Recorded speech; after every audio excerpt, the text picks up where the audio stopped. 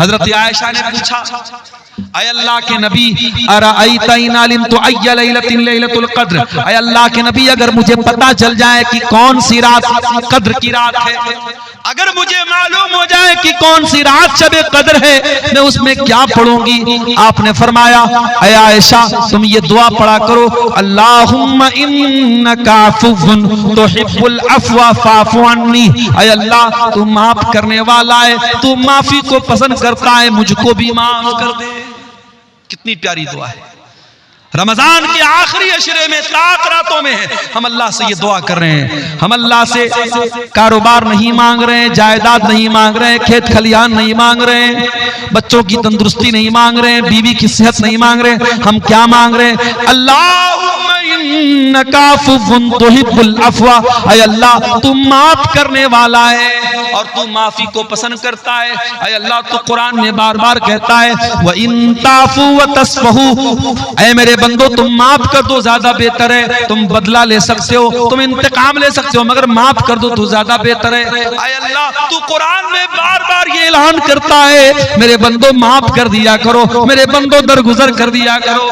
अय अल्लाह इन्नका अफ़ू, तू माफ करने वाला है, तुहिब्बुल अफ़्वा, माफी को पसंद करता है, फ़अफ़ु अन्नी, अय अल्लाह मैं भी तेरा पापी बंदा हूँ, मैं गुनाहों की गठरी लेके आया हूँ, मैं गुनाहों की पोटली लेके आया हूँ। अय अल्लाह रमजान की ताक रातों में तेरी बारगाह में हाथ उठा के दुआ कर रहा हूँ, अय अल्लाह तू मेरे पापों को माफ कर दे, मुझे दरगुजर कर दे। ये दुआ भी मेरे प्यारे साथियों हमें सिखा रही है कि रमजान का बहुत अहम काम क्या है, हम तौबा करें। और बड़े बदनसीब हैं वो लोग जो रमजान में 14 घंटे भूखे रहते हैं, प्यासे रहते हैं, बीवी के पास नहीं जाते हैं, हलाल चीजों को अल्लाह के हुक्म पर छोड़ देते हैं, लेकिन हराम छोड़ने को तैयार नहीं है। अगर आप 14 घंटे हलाल छोड़ सकते हैं अल्लाह के हुक्म पर, तो हराम क्यों नहीं छोड़ सकते?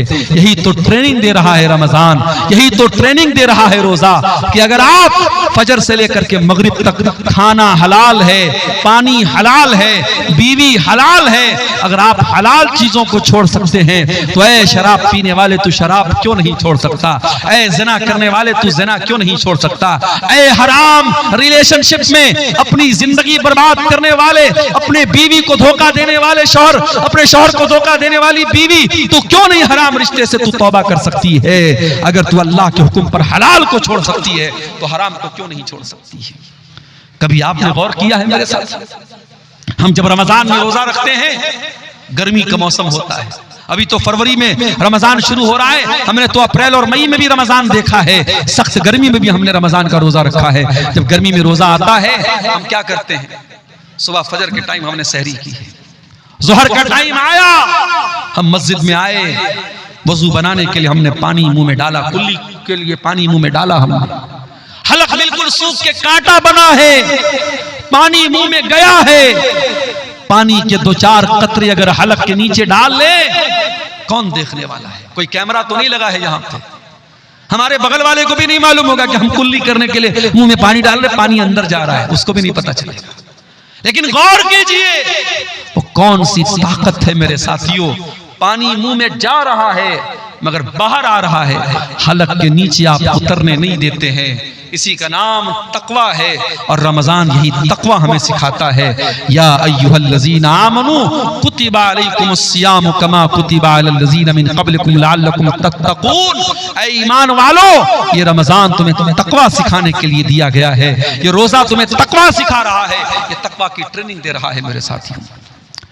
असर का टाइम हो गया, भूख और प्यास के मारे आपका बुरा हाल है, आप अपने कमरे में आते हैं, कमरे में फ्रिज रखा हुआ है, फ्रिज में केला भी है, अनार भी है, अमरूद भी है, सेब भी है, शहद भी रखा हुआ है, तरह तरह की चीजें रखी हुई है। आप अगर कमरा बंद करके 2-4 केले खा ले, कौन पूछने वाला है? 2-4 सेब खा ले, कौन पूछने वाला है? 2-4 चीजें खा ले, कौन पूछने वाला है? ठंडा ठंडा पानी पी ले, कौन पूछने वाला है? लेकिन यही तकवा होता है मेरे प्यारे साथियों। हम उस गर्मी के मौसम में असर के टाइम भी मस्जिद घर में बैठे हैं, लेकिन हम खाने पीने की चीजों को मुंह में नहीं डालते हैं। मेरे अजीजों, मेरे भाइयों, मेरे बुजुर्गों, अगर रमजान हमें ये तकवा सिखाता है तो रमजान हमें तौबा भी सिखाता है। हम अल्लाह से सच्ची तौबा करें। जो नमाज नहीं पढ़ते हैं आए और तौबा करें और इरादा करें कि इस रमजान से 5 टाइम की नमाज की पाबंदी शुरू करेंगे। और ऐसी वैसी पाबंदी नहीं, नमाज से ऐसी पाबंदी नमाज की होनी चाहिए कि एक टाइम की भी नमाज छूटे तो ऐसा लगे कि हाँ जिंदगी में कुछ मिस हो गया, कुछ छूट गया। बगैर नमाज के सुकून न मिले, बगैर नमाज पढ़े नींद ना आए, ऐसा ताल्लुक मेरे प्यारे साथियों नमाज से हमारा हो जाए। और कोशिश ये कीजिए कि रमजान में 5 टाइम की नमाज जमात से पढ़िए, बिला मजबूरी की आप जमात मत छोड़िए। और अजान की आवाज सुनते ही सारा काम बंद, सारी चीजों को पेंडिंग में डाल दीजिए, पहले मस्जिद में आइए और कोशिश कीजिए कि हर नमाज में आप वक्त के पहले मस्जिद में पहुंच जाएं, ताकि जब इमाम अल्लाहु अकबर कह करके नमाज शुरू करे, जब पहली तकबीर हो तो आप पहली तकबीर में शामिल हो जाएं। अल्लाह के प्यारे नबी फरमाते हैं लौ यअलमुन नास मा फी निदाई वस्सफ़िल अव्वल, अगर लोगों को पता चल जाए कि इकामत में शामिल होने का क्या सवाब है और पहली सफ में शामिल होने का क्या सवाब है, तो लोगों को अगर पर्ची डाल के आना पड़े और कुरान अंदाजी करके आना पड़े तो पर्ची डाल करके आएंगे, मगर पहली सफ में जगह पाएंगे। मेरे प्यारे साथियों, रमजान में एक टाइम की नमाज भी न छूटनी पाए, ये हम कोशिश करें। और हम ये भी कोशिश करें कि रमजान की रातें, दिन में तो हम भूखे प्यासे रहते हैं और रात में बैठ करके मोबाइल पर कोई फिल्में देख रहा है, कोई गाने सुन रहा है, कोई चैटिंग कर रहा है, वो हालात हमारे साथ नहीं होने चाहिए। रमजान की रातों को भी हम बचा करके रखें। और खास तौर से जब रमजान का आखिरी अशरा आ जाए, जिसमें ताक रातों में हमें शब कद्र को तलाश करने का हुक्म है। आखिरी अशरे के बारे में हजरत आयशा कहती हैं, जब रमजान का आखिरी अशरा आता था, अल्लाह के नबी पूरी पूरी रात जागते थे, अपने घर वालों को जगाते थे और कमर कस लेते थे।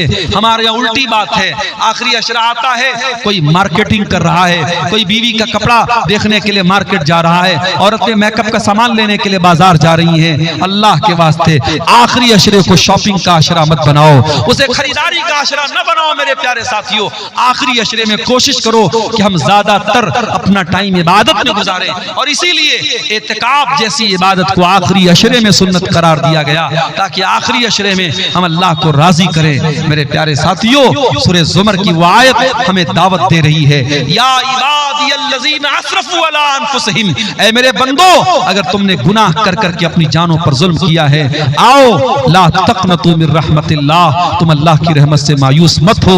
इन्नल्लाह यग़फ़िरुज़्ज़ुनूब जमीआ, अल्लाह तुम्हारे सारे पापों को, सारे गुनाहों को माफ कर देगा। इन्नहु हुवल गफूरुर रहीम, अल्लाह बहुत बख्शने वाला, रहम करने वाला है। अपनी औलाद को कत्ल कर दो, अपनी औलाद को मार डालो, अपनी औलाद की हत्या कर दो, इस डर से कि वो तुम्हारे साथ खाएगी। फिर पूछा गया अल्लाह के नबी, उसके बाद कौन सा सबसे बड़ा गुनाह है? आपने फरमाया अंतुजानिया हलीलता जारी, अपने पड़ोसी की बीवी के साथ तुम ज़िना करो। ये 3 बड़े बड़े गुनाह हैं, शिर्क करना, कत्ल करना, ज़िना करना। अब जरा गौर कीजिएगा, अल्लाह ने इन 3 बड़े बड़े गुनाहों का जिक्र किया कि मेरे मुत्तकी बंदे, मेरे नेक बंदे ये 3 गुनाह नहीं करते। और उसके बाद फरमाया वमन यफ़अल ज़ालिका यल्क़ा असामा, जो ये पाप करेगा, जो शिर्क करेगा, जो कत्ल करेगा, जो ज़िना करेगा, वो बहुत बड़ा नुकसान उठाएगा। युज़ाअफ़ लहुल अज़ाबु यौमल क़ियामति व यख़लुद फ़ीही मुहाना, उसको क़यामत के दिन डबल अज़ाब दिया जाएगा, डबल सजा दी जाएगी, और वह अल्लाह के अज़ाब में ज़लील होकर के हमेशा हमेशा रहेगा।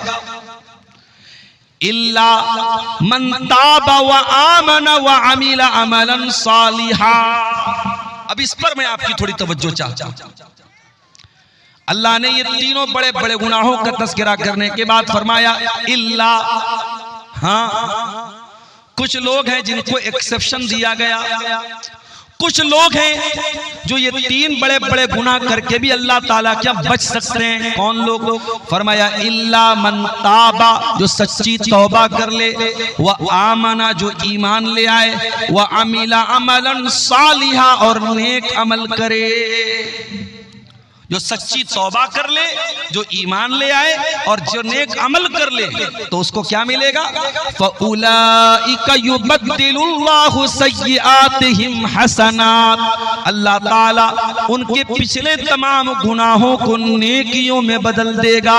व कानल्लाहु गफूरर रहीमा, और अल्लाह से कोई हिसाब लेने वाला नहीं है, अल्लाह से कोई पूछताछ करने वाला नहीं है, अल्लाह के फैसले पर कोई ऑब्जेक्शन करने वाला नहीं है। अल्लाह तो गफूरुर रहीम है। ये उसकी रहमत देखिए मेरे साथ। आपने अल्लाह को नाराज करने वाले टॉप 3 क्राइम किए हैं, शिर्क किए हैं, ज़िना किए हैं, कत्ल किए हैं। लेकिन अगर आप सच्ची तौबा कर लें, अपने आप को सुधार लें, अपने अमल को बदल लें, तो अल्लाह का क्या वादा है?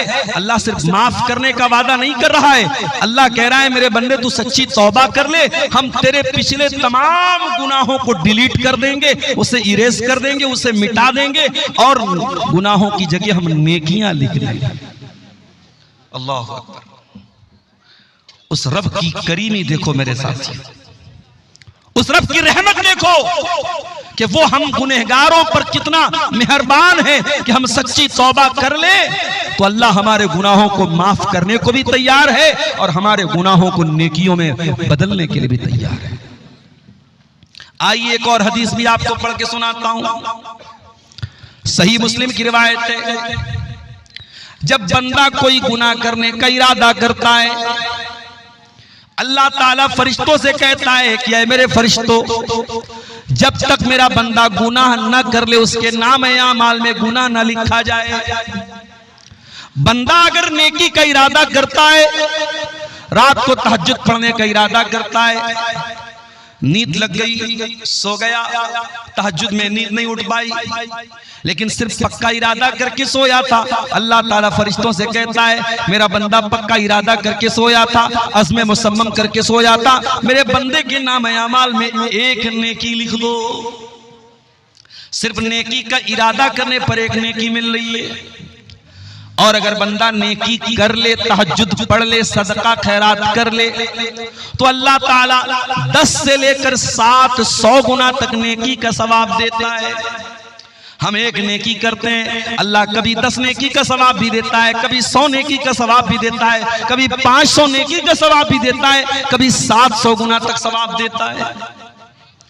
और अगर बंदा गुनाह का इरादा करे, अल्लाह फरिश्तों से कहता है रुक जाओ मेरे फरिश्तों, जब तक मेरा बंदा गुनाह नहीं कर लेगा उसके नाम-ए-आमाल में गुनाह मत लिखना।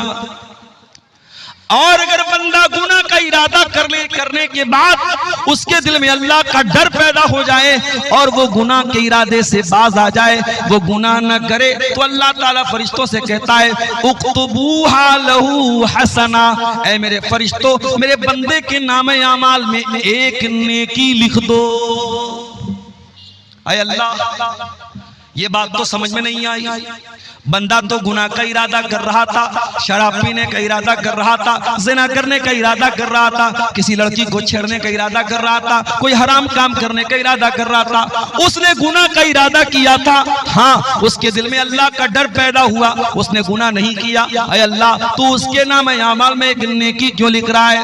फरमाया उक्तबूहा लहू हसनतन फइन्नमा तरकहा मिन जर्राया, ऐ मेरे फरिश्तों मेरे बंदे के नाम-ए-आमाल में एक नेकी लिख दो, इसलिए कि उसने गुनाह से जो वो बच गया है, वो मेरे डर से बचा है, उसके दिल में मेरा डर आ गया, उसके दिल में मेरा तकवा आ गया, इसलिए मेरे बंदे ने गुनाह नहीं किया है, वो मेरा बंदा एक नेकी का हकदार है। अल्लाह अकबर। ये उस रब की शान करीमी है। वो रब हम पर कितना मेहरबान है, इसको और बेहतर तरीके से समझने के लिए जो मैंने दूसरी आयत पढ़ी है, सूरह ज़ुमर की आयत नंबर 53, आयत नंबर 53, और ये वो आयत है कि सहाबी रसूल अब्दुल्लाह बिन मसूद कहा करते थे कि कुरान की सबसे ज्यादा उम्मीद दिलाने वाली, सबसे ज्यादा मायूसी को दूर करने वाली, दिल में उम्मीदों की किरण पैदा करने वाली अगर कोई आयत है तो यही आयत है सूरह ज़ुमर की आयत नंबर 53। आइए जरा उस आयत पर भी हम एक नजर डालते हैं। कुल या इबादी अल्लज़ीना असरफू अला अनफुसिहिम, ऐ नबी आप फरमा दीजिए, कह दीजिए, ऐ मेरे वो बंदो जिन्होंने गुनाह कर करके अपनी जानों पर जुल्म किया है। गौर कीजिएगा, अल्लाह ताला चाहता तो ये भी कह सकता था, ऐ नबी मेरे गुनहगार बंदों से कह दीजिए, ऐ नबी शराबियों से कह दीजिए, ऐ नबी ज़ानियों से कह दीजिए, ऐ नबी शिर्क करने वालों से कह दीजिए। मगर अल्लाह का अंदाज देखो, अल्लाह कह रहा है कुल या इबादी अल्लज़ीना असरफू, ऐ नबी आप कह दीजिए, ऐ मेरे बंदो।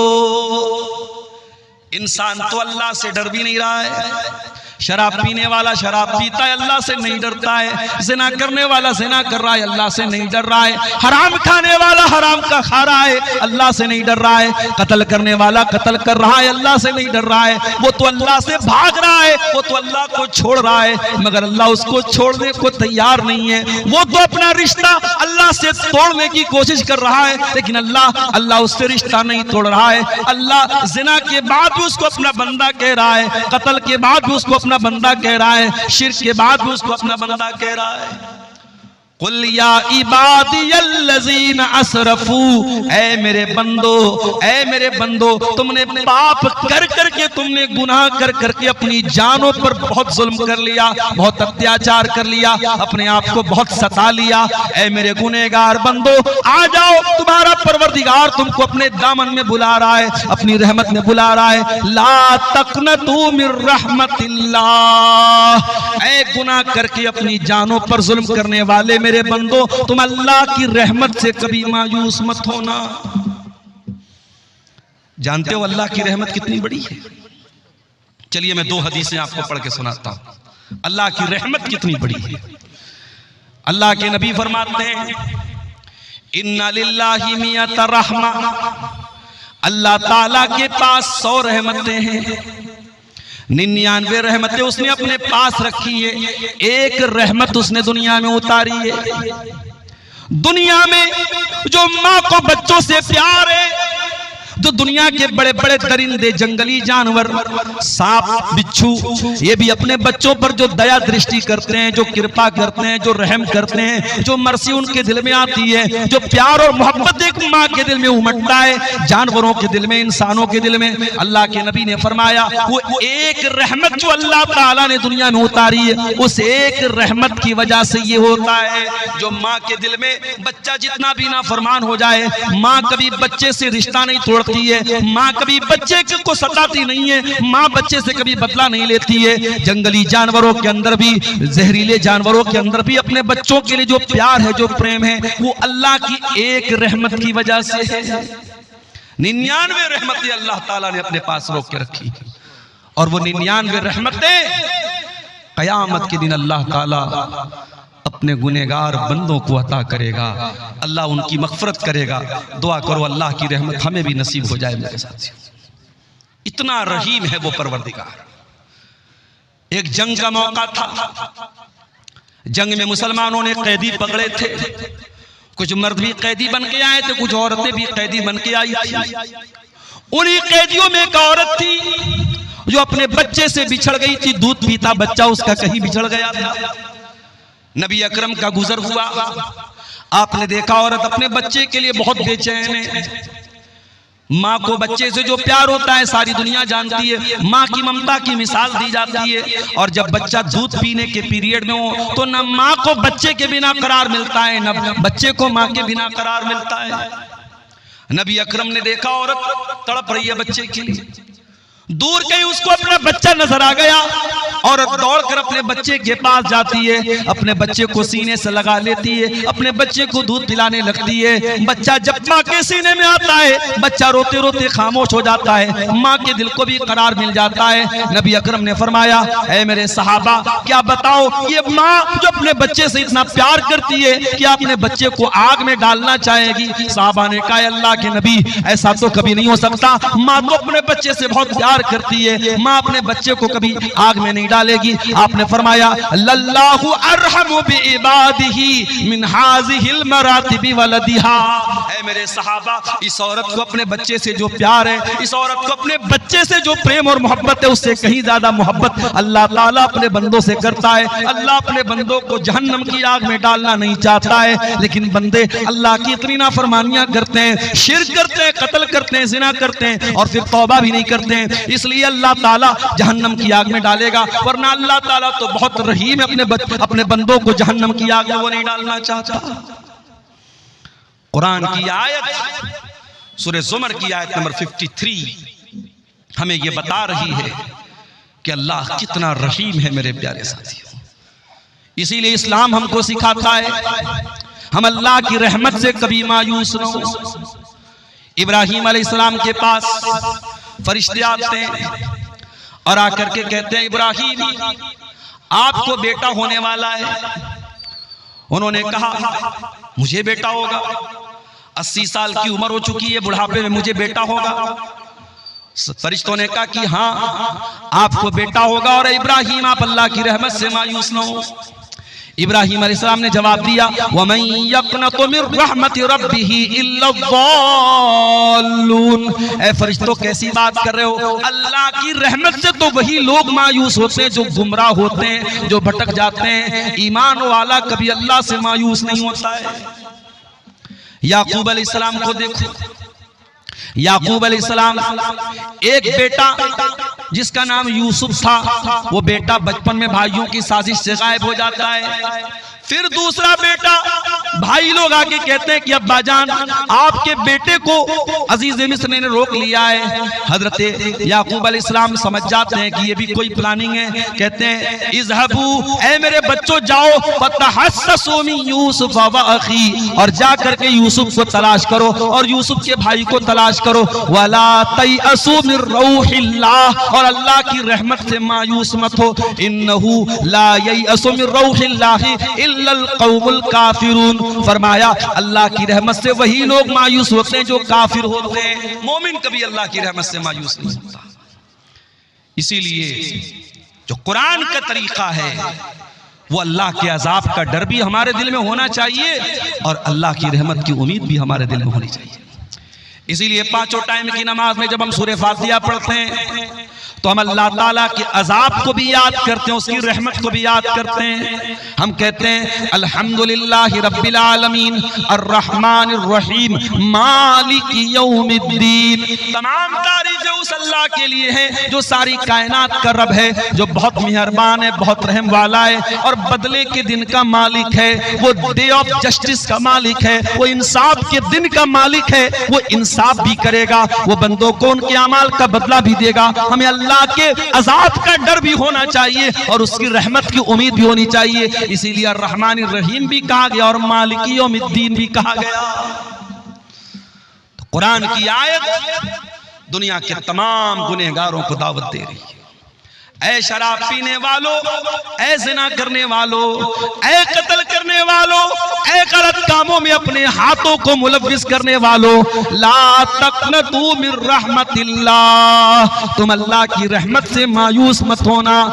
लोग कहते हैं सुबह का भूला शाम को लौट जाए, उसे भूला नहीं कहते, लेकिन दुनिया वाले फिर भी माफ नहीं करते हैं। शराबी अगर सुधर भी जाए तो ताना मारने वाले ताना मार देते हैं, अरे ये तो पहले शराब पिया करता था। कोई बुरा इंसान नेक बन जाए दुनिया वाले कभी न कभी ताना मार देते हैं, अरे तुम्हारे पहले की जिंदगी क्या हमें मालूम नहीं है, तुम पहले कैसे थे। उसके माजी को याद दिला दिला करके, उसकी पिछली जिंदगी को याद दिला दिला करके लोग ताना मारते हैं। मगर ऐ अल्लाह तू कैसा करीम है, तू कैसा रहीम है, तू क्या एक ऐलान कर रहा है। फरमाया मेरे बंदो इन्नल्लाह यगफिरुज़्ज़ुनूब जमीआ, तुम सच्ची तौबा तो कर लो, तुम अल्लाह से माफी तो मांग लो, तुम अल्लाह के सामने अपने आंसुओं को बहा तो लो, तुम अल्लाह के सामने गिड़गिड़ा तो लो। अल्लाह तुम्हारे तमाम गुनाहों को माफ करने को तैयार है। अल्लाह एक बार भी पलट के पिछले गुनाहों का तुमसे कोई हिसाबो किताब ना लेगा, एक बार पलट करके तुम्हारी पिछली जिंदगी का नाम भी ना लेगा।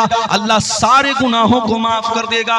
इन्नहु हुवल गफूरुर रहीम, अल्लाह बहुत बख्शने वाला, बहुत रहम करने वाला है।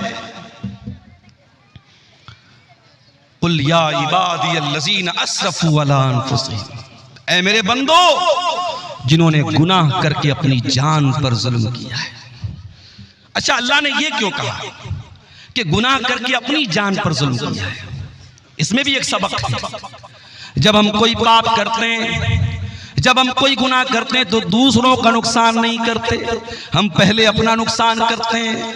दुनिया का हर गुनहगार, दुनिया का हर पापी, दुनिया का हर गलत काम करने वाला सबसे पहले अपने आप को नुकसान पहुंचाता है। गुनाहों का असर उसकी अपनी जिंदगी पर भी पड़ता है। आज जिना करने वाले क्यों एड्स की बीमारी का शिकार हो रहे हैं, आज शराब पीने वाले क्यों कैंसर के मरीज हो रहे हैं, आज तंबाकू खाने वाले क्यों कैंसर हॉस्पिटलों में भरे पड़े हैं, आज नमाज न पढ़ने वाले क्यों अल्लाह की रहमतों से दूर हैं। मेरे प्यारे साथियों, जब आप गुनाह करेंगे, जब पाप करेंगे, उसका सबसे पहला नुकसान आपको खुद सहना पड़ेगा। हमारे बाप आदम, हमारी माँ हव्वा आराम से जन्नत में रहते थे। अल्लाह ने खुली छूट दी थी, तुम्हें जो खाना है खा लो, जो पीना है पी लो, आराम से जन्नत में रहो। वला तक़रबा हाज़िहि शजरता फतकूना मिनज़ ज़ालिमीन, ऐ आदम ऐ हव्वा, जन्नत में कुछ भी खा सकते हो, बस एक पेड़ है, उस पेड़ के करीब मत जाना। कौन सा पेड़ था भाई? उसका नाम नहीं बताया गया, और नाम नहीं बताया गया तो हमें जानने की जरूरत भी नहीं। बाज़ लोग बिला वजह ऐसे सवालात ज्यादा करते हैं जिसका कोई मतलब नहीं। मौलवी साहब, वो कौन सा पेड़ था जो आदम अलैहिस्सलाम को अल्लाह ताला ने खाने से मना किया? आपको क्या करना भैया, खाना है आप क्यों पूछते? इमाम अबू हनीफा रहमतुल्लाह अलैह के उस्ताद थे इमाम इब्राहिम नखई। उनसे किसी ने पूछा कि इब्लीस कुंवारा है या शादीशुदा है, और अगर इब्लीस शादीशुदा है तो उस इब्लीस की बीवी का नाम क्या है? उन्होंने कहा माफ फरमाइए, मैं इब्लीस की शादी में गया नहीं था। अजीबो गरीब सवालात लोग करते हैं। एक आदमी बीड़ी पी रहा है, सिगरेट पी रहा है, और मुझसे आके पूछ रहा है मौलवी साहब, वो हाबिल काबिल में जो झगड़ा हुआ था जिस लड़की की वजह से, उस लड़की का नाम क्या था? मैंने कहा आपको रिश्ता भेजना है उसके पास। अजीब व गरीब मसाइल, लोग सवालात के नाम पर भी आज ऐसे सवालात करते हैं कि अल्लाह रहम फरमाए। मेरे प्यारे साथियों, सवाल वो कीजिए उलमा से जो आपके दीन और दुनिया से रिलेटेड हो, जिसका कोई मतलब नहीं। बस अल्लाह ने मना कर दिया उस पेड़ के करीब मत जाओ, अल्लाह ने नाम नहीं लिया, हमें जानने की जरूरत नहीं। शैतान आया, वही शैतान जो अल्लाह से वादा कर चुका है, तुम लातियन्नहुम मिन बैनि अयदीहिम व मिन खल्फिहिम व अन ऐमानिहिम व अन शमाइलिहिम व ला तजिदु अक्सरहुम शाकिरीन। ऐ अल्लाह, मैं आदम को और आदम की औलाद को कयामत तक बहकाता रहूंगा। ऐ अल्लाह, मैं तेरे बंदों को कयामत तक बहकाता रहूंगा। कभी आगे से बहकाऊंगा, कभी पीछे से बहकाऊंगा, कभी दाहिनी तरफ से बहकाऊंगा, कभी बाएं तरफ से बहकाऊंगा। व ला तजिदु अक्सरहुम शाकिरीन, और अल्लाह मैं वादा करता हूं तेरे ज्यादातर बंदों को तेरा नाशुक्रा बना दूंगा। तेरे बंदों की मेजॉरिटी, तेरे बंदों की ज्यादातर संख्या तेरी नाफरमान हो जाएगी, तेरे साथ शिर्क करेगी, तेरी धरती पर पाप करेगी, तेरी नाफरमानी करेगी। शैतान तो वादा कर चुका था, और शैतान को अल्लाह ने यह अथॉरिटी दे दी थी कि ठीक है, तू आदम को और आदम की औलाद को तू बहकाने की कोशिश कर सकता है। शैतान आया और उसने कहा, ऐ आदम, ऐ हव्वा, अला अदुल्लुकुम अला शजरतिल खुल्दी, ऐ आदम, ये पेड़ जिसके करीब जाने से अल्लाह ने मना किया है, ये पेड़ कोई मामूली पेड़ नहीं है, ये अमृत का पेड़ है, ये हमेशा हमेश तुम्हें जिंदगी देगा। इस पेड़ का फल तुम खा लोगे तो हमेशा हमेश रहोगे। अच्छा, एक बात ये पता चली कि इंसान की जो नेचुरल ख्वाहिश होती है कि उम्र लंबी मिल जाए, ये इंसान की जो नेचुरल ख्वाहिश है, ये आदम अलैहिस्सलाम के अंदर भी थी। शैतान ने हजरत आदम को बहकाने के लिए रास्ता कौन सा अपनाया, हथियार कौन सा चुना? कहा कि ऐ आदम, ये पेड़ ऐसा है, अमृत का पेड़ है, इसको खा लोगे कभी मौत नहीं आएगी। तो लंबी जिंदगी की जो तलब होती है वो आदम के अंदर भी थी। कहा है आदम, इस पेड़ को खा लो, तुम हमेशा हमेश रहोगे। लेकिन शैतान को यह भी पता था आदम इतनी जल्दी मेरी बात नहीं मानेंगे। वकासमहुमा इन्नी लकुमा लमिनन नासिहीन, शैतान ने कसम खा के कहा, ऐ आदम, मैं अल्लाह की कसम खा के कहता हूँ, मैं तुम्हारी खैर खाही चाहता हूँ। पता ये चला अल्लाह वालों को अल्लाह के नाम पे आसानी से बेवकूफ बनाया जा सकता है। जो अल्लाह को मानने वाला हो उसके सामने अल्लाह की कसम खा लो, वो बात मान लेगा, वो इकरार कर लेगा। शैतान ने अल्लाह की कसम खा के कहा, ऐ आदम, ऐ हव्वा, मैं तुम्हारा बहुत बड़ा खैर का हूं, बहुत बड़ा तुम्हारा भलाई चाहने वाला हूं। कुरान कहता है फदल्लाहुमा बिगुरूर, शैतान ने हमारे बाप आदम को, हमारी माँ हव्वा को अपने शीशे में उतार लिया, उनसे वो पाप करवा दिया, उनसे वो गलती हो गई और उन्होंने वो पेड़ का फल खा लिया। फलम्मा ज़ाक़ा शजरा, और जब दोनों ने उस पेड़ को सिर्फ चख लिया, खाया भी नहीं था, सिर्फ चखा था। हाय हाय, खाया भी नहीं, अल्लाह ने अकला नहीं कहा, अल्लाह ने जाका कहा, यानी आदम और हव्वा ने बस उस पेड़ को जरा सा टेस्ट किया था। अरे खाया होता तो क्या असर होता, सिर्फ टेस्ट किया था, सिर्फ जरा सा मुंह में डाला था। फलम्मा ज़ाक़ा शजरत बदत लहुमा सौआतुहुमा, जैसे ही उस पेड़ के फल को उन्होंने स्वाद ले लिया, उसका टेस्ट ले लिया, उसको मुंह में डाल लिया, दोनों की शर्मगाहें खुल गई, दोनों के बदन के कपड़े उतर गए। अल्लाह की नाफरमानी की पहली सजा क्या मिली? नंगे हो गए। जन्नत में रेशम के कपड़े पहनते थे, बेहतरीन कपड़े पहनते थे, आदम का कपड़ा भी उतर गया, हव्वा का कपड़ा भी उतर गया। अच्छा, जब दोनों नंगे हो गए तो पहली चिंता क्या हुई कि अपनी शर्मगाह को कैसे ढांपा जाए। कुरान कहता है बदत लहुमा सौआतुहुमा वतफिका यक्सिफानी अलैहिमा मिन वरक़िल जन्ना, और आदम और हव्वा दोनों जन्नत के पत्तों से अपनी शर्मगाह को ढांपने लगे। उन्हें नंगा रहना पसंद नहीं था, उन्हें शर्मगाह का खुला रहना पसंद नहीं था।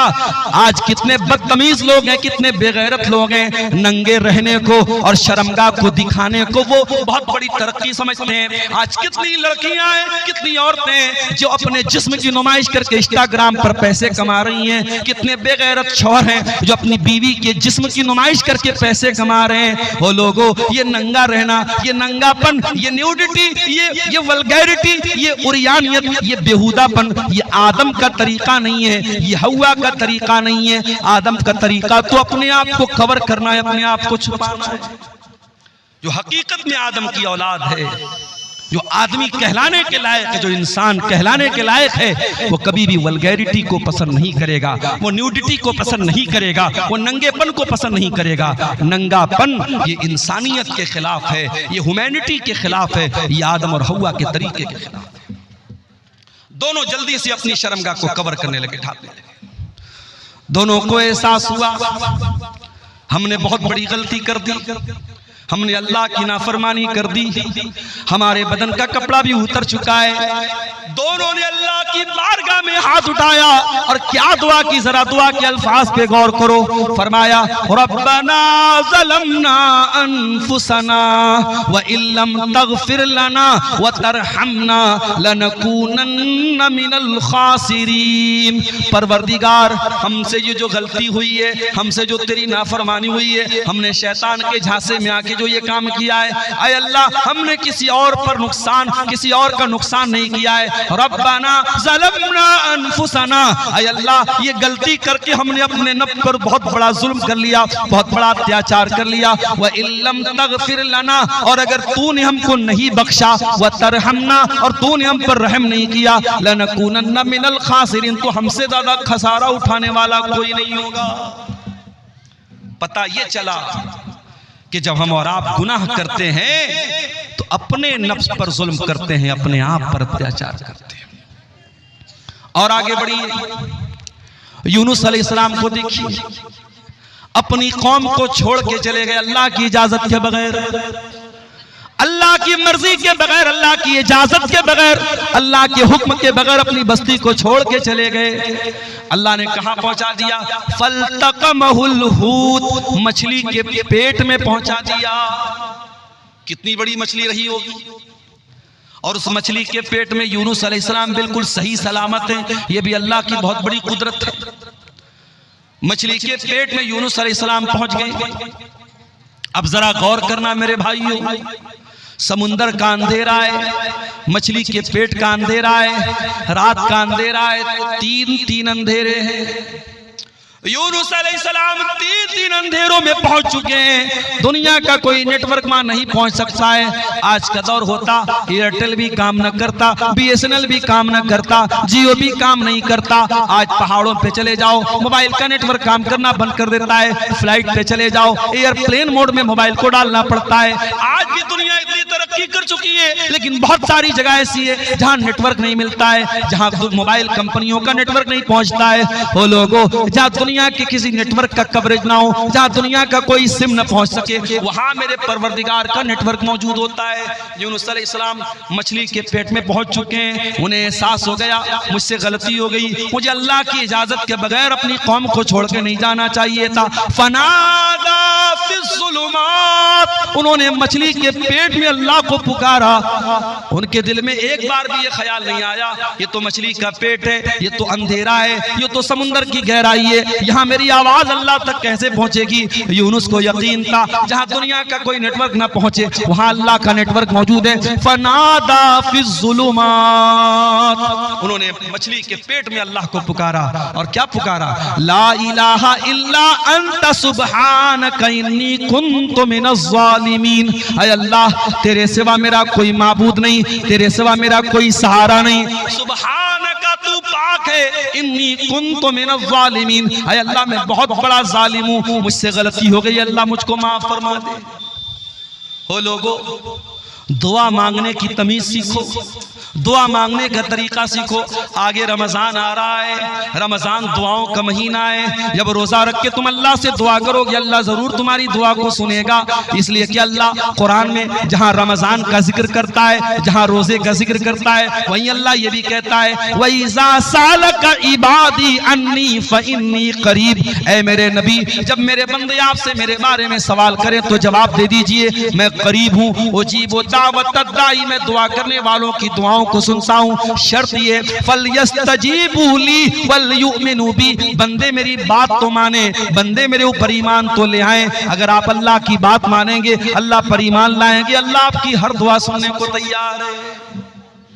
हमें दुआ मांगने का तरीका ही नहीं आता मेरे साथ।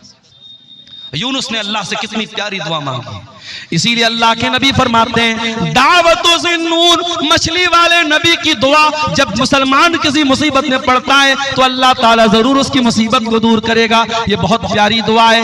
ला इलाहा इल्ला अंत सुब्हानका इन्नी कुन्तु मिनज़्ज़ालिमीन, ऐ अल्लाह तेरे सिवा मेरा कोई माबूद नहीं है, तू पाक है, मैं जालिम हूँ। जरा इस दुआ के अंदर भी गौर करो, बंदा अपने आप को जालिम कह रहा है। इसका मतलब ये हुआ कि जब भी हम कोई गुनाह करते हैं तो पहले अपना नुकसान करते हैं।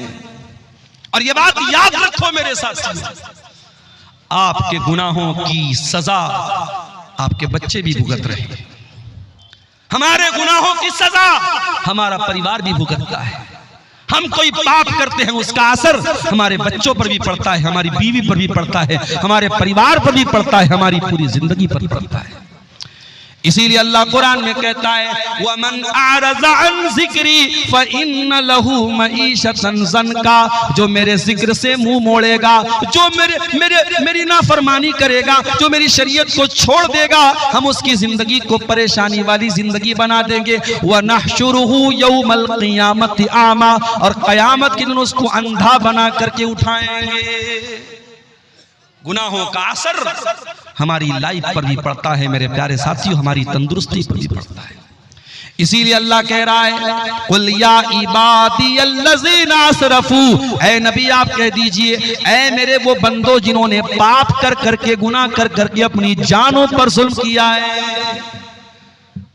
एक इंसान था बहुत गुनहगार था, अल्लाह के नबी फरमाते लम यामल खैरन क़त्त, उसने कभी कोई नेकी का काम नहीं किया था। मरने का टाइम आया, सारे बच्चों को बुलाया, ऐ मेरे बच्चों मैं बहुत बड़ा गुनहगार हूं, मैंने दुनिया में कभी कोई नेकी का काम नहीं किया है। इज़ा मित्तु फ़अहरिकूनी, जब मेरी मौत हो जाए तो एक काम करना, मुझे जला देना, मेरी पूरी बॉडी को जला देना, और जब मेरी पूरी बॉडी राख बन जाए, मेरा पूरा जिस्म जब राख बन जाए, मेरी राख के दो हिस्से कर देना, आधी राख को समंदर में फेंक देना, आधी राख को खुशकी में कहीं उड़ा देना। अगर अल्लाह ताला मुझे अजाब देने पर कादिर है तो वो तब भी मुझे अजाब दे देगा। मेरे बेटो ये तरीका तुम अपना लेना, शायद मैं अल्लाह के अजाब से बच जाऊं।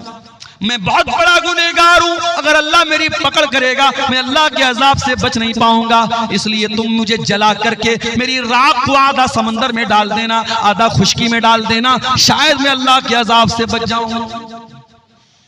अल्लाह के नबी फरमाते हैं उसके बेटों ने ऐसा ही किया, उसके मरने के बाद उसको जला दिया, उसकी राख को आधा हिस्सा समंदर में डाल दिया, आधा हिस्सा खुशकी में डाल दिया। अल्लाह ताला कुल्ल शैइन कदीर है, अल्लाह ने उसकी राख के सारे जर्रात को इकट्ठा करके उसे दोबारा जिंदा किया आलम बरज़ख में।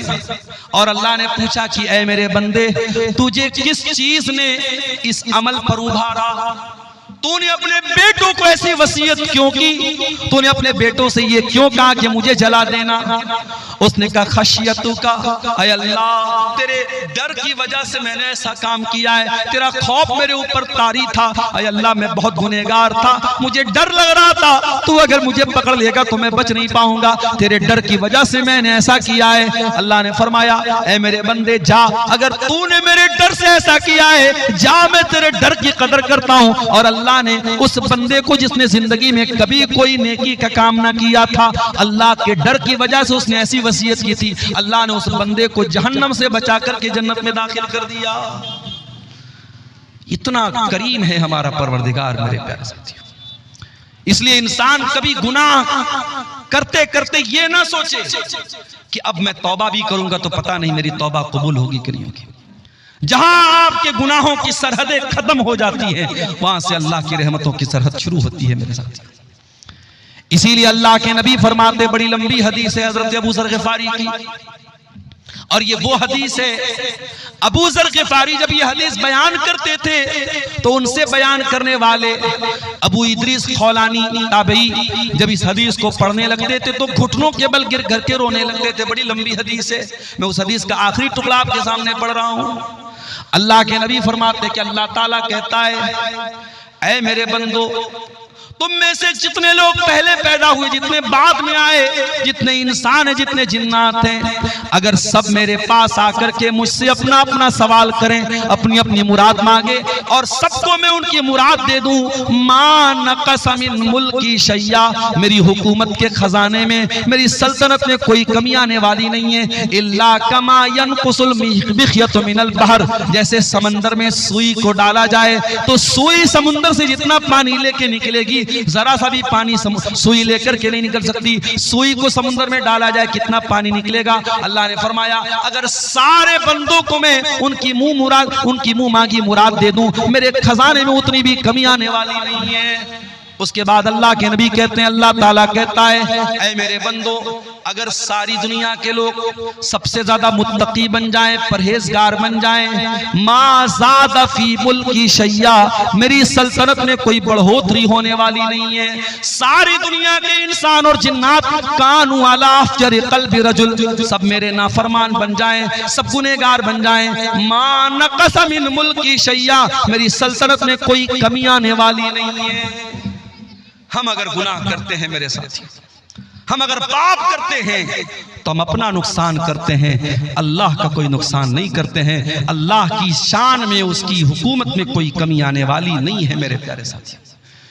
इसीलिए हमें और आप को चाहिए कि हम अल्लाह की तरफ रुजू करें, हम अल्लाह से सच्ची तौबा करें। और सूरह ज़ुमर की आयत हमें उसी तौबा की तरफ बुला रही है मेरे साथी। कुल या इबादियल्लज़ीना असरफू अला अनफुसिहिम ला तक़नतू मिन रहमतिल्लाह, ऐ नबी आप कह दीजिए, ऐ मेरे बंदो जिन्होंने गुनाह कर कर के अपनी जानों पर जुल्म किया है, ला तक़नतू मिन रहमतिल्लाह, तुम अल्लाह की रहमत से कभी मायूस मत होना। 14 फरवरी की तारीख अभी गुजरी है, पूरी दुनिया में इसको वैलेंटाइंस डे के नाम से मनाया जाता है।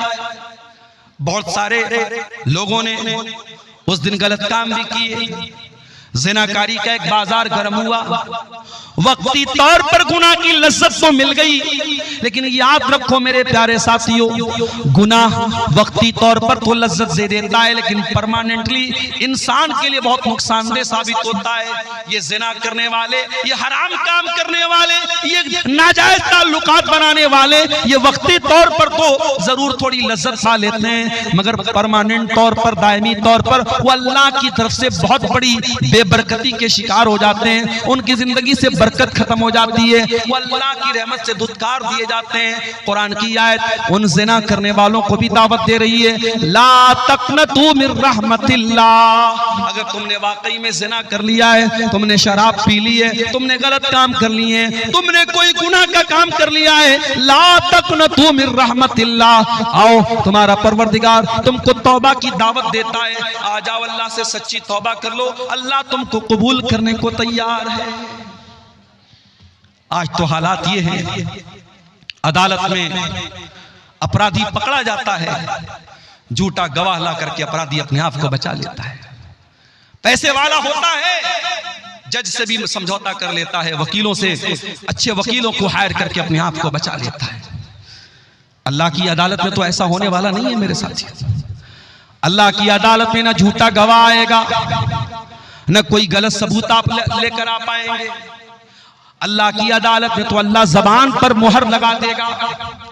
फरमाया, अल यौमा नख्तिमु अला अफ़वाहिहिम व तुकल्लिमुना अयदीहिम व तशहदु अर्जुलुहुम बिमा कानू यक्सिबून, क़यामत के दिन हम तुम्हारे मुंह पर मुहर लगा देंगे, तुम्हारा हाथ गवाही देगा, तुम्हारे पैर गवाही देंगे। तुमने हाथों से क्या क्या करतूत किए थे, हाथ बोलेगा, तुमने पैरों से क्या क्या करतूत किए थे, पैर बोलेगा।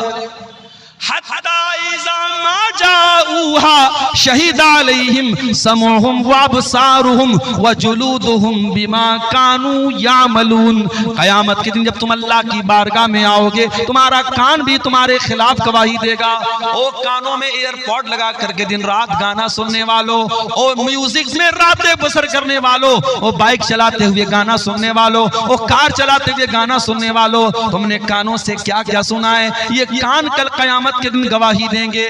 हत्ता इज़ा मा जाऊहा शहीदा अलैहिम समउहुम व अबसारुहुम, और फेसबुक की रील्स और इंस्टाग्राम के वीडियोस पर अपना टाइम बर्बाद करने वाले मेरे नौजवानों, अपनी आंखों से गंदी चीजें देखने वाले मेरे नौजवान साथियों, ये आंखें भी क़यामत के दिन बोलेंगी, ये आंखें भी गवाही देंगी। और एक बात मैं बोलना चाहूंगा मेरे साथियों, क्योंकि रमजान अब सिर्फ 2 दिन की दूरी पर हमसे, हो सके तो 1 महीना के लिए ये रील्स की दुनिया से अपने आप को बाहर निकाल दो। ये रील्स कोई मामूली चीज नहीं है। ये रील्स गंदी फिल्मों से बड़ा किरदार अदा कर रही हैं, हमारे बच्चों को बर्बाद कर रही हैं, हमारी लड़कियों को बर्बाद कर रही हैं। इन रील्स को मेरे भाइयों रमजान की रातों को बर्बाद करने का जरिया मत बनाना, रमजान के दिनों को बर्बाद करने का जरिया मत बनाना। नेकी का मौसम आ रहा है, नेकी का महीना आ रहा है, हो सके तो कम से कम एक महीना फेसबुक और इंस्टाग्राम को छोड़ देना, रील्स को छोड़ देना। और अगर नहीं छोड़ते हो तो याद रखो ये आंखें भी क़यामत के दिन गवाही देगी और ये चमड़ी भी गवाही देगी। वक़ालू लिजुलूदिहिम लिमा शहिदतुम अलैना, और इंसान बोलेगा अपनी चमड़ी से कि तू कैसे गवाही दे रही है, तू कैसे बोल रही है। क़ालू अंतक़नल्लाहुल्लज़ी अंतक़ कुल्ल शै, इंसान की चमड़ी कहेगी कि अल्लाह ने हमको बोलना सिखाया है इसलिए आज हम बोल रहे हैं। तो दुनिया में हमारे झूठे गवाह हमें बचा लेंगे, मगर अल्लाह की अदालत में कोई झूठा गवाह नहीं होगा। वहां कान गवाही देगा, वहां आंखें गवाही देंगी, वहां हाथ गवाही देंगे, वहां पैर गवाही देंगे। इसलिए मेरे प्यारे साथियों, इससे पहले कि अल्लाह की अदालत में हमारा केस जाए, हम दुनिया में अल्लाह से सच्ची तौबा कर लें, हम अल्लाह के सामने माफी मांग लें। नबी अकरम के पास एक सहाबी आए, उनका नाम था माइस बिन मालिक असलमी। उन्होंने अल्लाह के नबी के पास आके कहा, अय अल्लाह के नबी, इन्नी असब्तु ज़िना, मैंने ज़िना कर लिया है, मैं शादीशुदा इंसान हूँ, मुझसे ज़िना हो गया है, मुझे मालूम है शादीशुदा की इस्लाम में ज़िना करने की क्या सजा है। अय अल्लाह के नबी, मैं आखिरत में ज़िना की सजा नहीं पाना चाहता हूँ, मुझे दुनिया में सजा दे दीजिए, मुझे पत्थरों से मार मार के खत्म कर दीजिए, मुझे रज्म कर दीजिए। मैं दुनिया की सजा झेलने को तैयार हूँ, मैं आखिरत में ये सजा नहीं झेलना चाहता हूँ। नबी अकरम ने अपने सहाबा से कहा, जरा पता लगाओ इन्होंने शराब तो नहीं पी है। सहाबा ने मुंह सूंघा, अय अल्लाह के नबी शराब के नशे में नहीं है। फिर आपने पता लगाओ इनका दिमाग तो नहीं खराब हो गया है, इनको पागलपन का दौरा तो नहीं आ रहा है। सहाबा ने तहकीक करके बताया, अय अल्लाह के नबी दिमाग भी बिल्कुल ठीक ठाक है। आपने फरमाया अच्छा जाओ बाद में आना। नबी ने एक मौका और दे दिया। कुछ दिनों के बाद माइस बिन मालिक असलमी फिर आते हैं, अय अल्लाह के नबी मुझे ज़िना की सजा दे दीजिए, मैंने बहुत बड़ा पाप कर लिया है। आपने फरमाया जमीन में गड्ढा खोदो। गड्ढा खोदा गया, माइस का आधा धड़ गड्ढे में डाला गया, आधा धड़ बाहर रखा गया और पत्थरों से मार मार के माइस बिन मालिक असलमी को कत्ल किया गया। उनको ज़िना की सजा दी गई, उनको रज्म किया गया, उनको मार दिया गया। जब माइस को ये सजा दी गई, आपने उनके मरने के बाद कहा इनको दफनाया जाए, मैं इनका जनाजा पढ़ाऊंगा। हजरत उमर फारूक ने कहा, अल्लाह के नबी कैसी बात कर रहे हैं, एक ज़ानी का जनाजा आप पढ़ाएंगे, एक ज़िना करने वाले के जनाजे की नमाज आप पढ़ाएंगे। आपने फरमाया लक़द ताब तौबतन लौ ताबहा सबऊन मिन अहलिल मदीनति लवसियतहुम। ऐ उमर तुम्हें क्या मालूम ये इसने कितनी सच्ची तौबा की है। ऐ उमर ये चाहता तो अपने आप को बचा सकता था, कौन जानता था इसने ज़िना किया है। इसने आकर के मेरे पास सच्ची तौबा की है, इसने आकर के अपने गुनाह का इकरार किया है। ऐ उमर इसने इतनी सच्ची तौबा की है, अगर मदीना के 70 गुनहगार भी ऐसी तौबा कर लेते तो अल्लाह 70 गुनहगारों को माफ कर देता। नबी ने जनाजे की नमाज पढ़ाई और इस वाक़े के कुछ ही दिनों के बाद अल्लाह के रसूल के पास एक औरत आती है। उस औरत का नाम तो नहीं मालूम, लेकिन वो कबीले गामिद की औरत थी, गामिदिया, उसको हदीसों में गामिदिया का नाम आया है। गामिदिया औरत आती है और वो आकर के कहती है, अल्लाह के नबी मुझे पाक कर दीजिए, मैंने भी ज़िना किया है। और बाज़ उलमा ने लिखा कि माइस बिन मालिक असलमी ने इसी के साथ ज़िना किया था, वल्लाहु आलम, इसका कोई प्रूफ नहीं है। उसने आकर के कहा, अल्लाह के नबी मुझे ज़िना की सजा दे दीजिए। आपने उसको टालने की कोशिश की। उसने कहा, अल्लाह के नबी आप मुझे टालना चाहते हैं जैसे आप माइस बिन मालिक को टालना चाहते थे। अय अल्लाह के रसूल इन्नी लहुबला, मैं हमल से हूँ, मैं पेट से हूँ, मेरे पेट में बच्चा भी है, वलदुज़ ज़िना भी है। अय अल्लाह के नबी मैं वाकई में ये पाप मैंने किया है, मुझको आप ज़िना की सजा दे दीजिए। नबी अकरम ने कहा, अगर वाकई में तुम हमल से हो तो जाओ, जब बच्चे की डिलीवरी हो जाए, जब बच्चा पैदा हो जाए, तब तुम मेरे पास आना। यहाँ अपराधी अपने आप को बचाता है, यहाँ अपराधी खुद चल के आया है और अल्लाह के नबी उसको बचने का मौका दे रहे हैं। 9 महीने का टाइम आपने दे दिया। 9 महीने के बाद जब बच्चा पैदा हो गया, वो औरत अपने बच्चे को गोद में लेकर के आती है। अय अल्लाह के नबी, मैं वही औरत हूँ, गामिदिया, बच्चा पैदा हो चुका है, ये बच्चा ले लीजिए और मुझको ज़िना की सजा दे दीजिए। आपने फरमाया नहीं नहीं नहीं, बच्चा भी बहुत छोटा है, अभी माँ के दूध के बिना ये बच्चा नहीं रह पाएगा। जब तक ये माँ का दूध पी रहा है तुमको सजा नहीं मिलेगी। जाओ, जब बच्चा दूध छोड़ देगा, जब रोटी खाने लगेगा, तब तुम मेरे पास आना। 2 साल का टाइम आपने और दे दिया। जरा गौर करो मेरे प्यारे साथियों, 2 साल लंबा टाइम होता है। शायद सहाबा भी उस औरत को भूल चुके हैं, शायद अल्लाह के नबी भी भूल चुके हैं, शायद किसी को उस औरत के बारे में कुछ याद भी नहीं है। 2 साल के बाद सहाबे किराम के साथ अल्लाह के नबी बैठे हैं। एक औरत आती है, उसके हाथ में छोटा बच्चा है और बच्चे के हाथ में रोटी का टुकड़ा है। अय अल्लाह के रसूल, मैं वही गामिदी औरत हूँ, मेरा बच्चा रोटी खाने लगा है, दूध छोड़ चुका है। अय अल्लाह के नबी, अब देर न कीजिए, मैंने जो पाप किया था उस पाप का बोझ भी अपने सीने पर महसूस कर रही हूँ। अय अल्लाह के नबी, मुझे ज़िना की सजा दुनिया में दे दीजिए, मैं आखिरत की सजा झेल नहीं पाऊंगी। तहिरनी या रसूल अल्लाह, अय अल्लाह के नबी, मुझे पाक कर दीजिए। आपने बच्चा एक मुसलमान के हवाले किया। औरत को गड्ढा खोद के गड्ढे में डाला गया, पूरे बदन को कस करके चादर से लपेटा गया ताकि बेपर्दगी ना हो। हाय हाय, औरत को ज़िना की सजा हो रही है, पत्थरों से मारा जाएगा, लेकिन इस्लाम औरत के पर्दे का कितना ख्याल रखता है कि ये सजा भी बेपर्दगी के साथ नहीं दी जाएगी। आज दुनिया वाले अपने आप को कहते हैं हमने औरत को बड़ी इज्जत दे दी। अरे तुमने क्या इज्जत दी? अमेरिका का वो आदमी जिसका नाम जेफरी एप्स्टीन है, जिसके नंगेपन की फिल्में आज दुनिया के सामने आ रही हैं, जो 6 साल से लेकर के 14 साल तक की बच्चियों के साथ रेप किया करता था। बाकायदा उसका एक आइलैंड था अमेरिका में, और उस आइलैंड पर वो 6 साल से लेकर के 14 साल तक की बच्चियों को किडनैप करता था, उनके साथ दरिंदगी करता था, उनको नोचता था, उनके साथ ज़िना करता था। और यही नहीं, एप्स्टीन फाइल में यहां तक मौजूद है कि वो दरिंदा बच्चियों को कत्ल करके उनका गोश्त खाया करता था। ये दरिंदे ये आज इंसानियत की बात करते हैं, ये हैवान ये आज औरत की आजादी की बात करते हैं। अरे औरत को इज्जत अगर किसी ने दी है तो मजहब इस्लाम ने दी है, औरत को सम्मान किसी ने दिया है तो मजहब इस्लाम ने दिया है। औरत को सजा मिल रही है ज़िना की, मगर इस्लाम उस सिचुएशन में भी बेपर्दगी की तालीम नहीं देता है। नबी ने कहा उस औरत के पूरे बदन को कपड़े से कस करके बांधा जाए ताकि उसकी बेपर्दगी ना हो, उसके जिस्म की नुमाइश ना हो। पत्थरों से मारा जाने लगा, औरत का कपड़ा खून से लथपथ हो गया। थोड़ी देर के बाद उस औरत का इंतकाल हो गया। जब उसके ऊपर पत्थर मारा जा रहा था, उसके खून के कुछ छींटे हजरत खालिद बिन वलीद के कपड़े पर पड़ गए। खालिद बिन वलीद का सफेद कपड़ा, उस पर उस औरत के खून के छींटे पड़ गए। खालिद बिन वलीद की जबान से कुछ नाज़ेबा कलमात निकल गए, कुछ गलत चीजें निकल गई। पता नहीं कैसी गंदी औरत का खून मेरे कपड़े पर पड़ गया, इस तरीके का कोई जुमला उनके जुबान से निकल गया।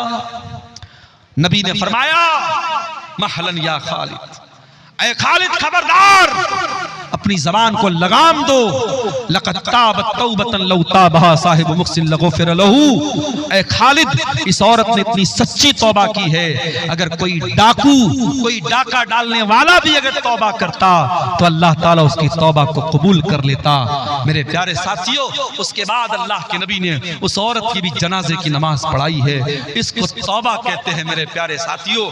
जब गुनहगार अपने गुनाहों के एहसास के बोझ के तले दब जाए और अल्लाह से अपनी गुनाहों की माफी मांगे, इसको तौबा कहते हैं। तौबा कोई खिलवाड़ नहीं है मेरे प्यारे साथियों, तौबा कोई मजाक नहीं है। जब तक इंसान को अपने गुनाहों का एहसास न हो, जब तक अपने गुनाहों की जिंदगी पर शर्मिंदगी न हो, नदामत न हो, जब तक उसकी आंखों से नदामत के आंसू न बहते हो, तब तक तौबा का कोई मतलब नहीं। और ये भी याद रखो मेरे प्यारे साथियों, अगर इंसान ने कोई ऐसा गुनाह किया है जिसका ताल्लुक हुकूकुल इबाद से है, किसी की जमीन हत्या ली, किसी का माल हड़प लिया, किसी के साथ चीटिंग कर ली, बेईमानी कर ली, फ्रॉड कर लिया, किसी की जमीन पर नाजायज कब्जा कर लिया, किसी के मकान पर तजावुज कर लिया, तो ये वो गुनाह है जो सिर्फ तौबा करने से माफ नहीं होगा, जो सिर्फ अल्लाह के सामने रोने से माफ नहीं होगा। अगर आपने हुकूकुल इबाद पे डाका डाला है, अगर आपने किसी का हक मारा है, तो वो हक आपको देना पड़ेगा। दुनिया में पैसे के बदले आप पैसा देते हैं। ये नेपाल बॉर्डर का इलाका है, मैंने देखा चंदे में नेपाल का भी कुछ पैसा नजर आ रहा है। बॉर्डर के इलाकों में नेपाल का पैसा भी चल रहा है, इंडिया का पैसा उस पार चल रहा है, उधर का पैसा इस पार चल रहा है बॉर्डर के इलाके में।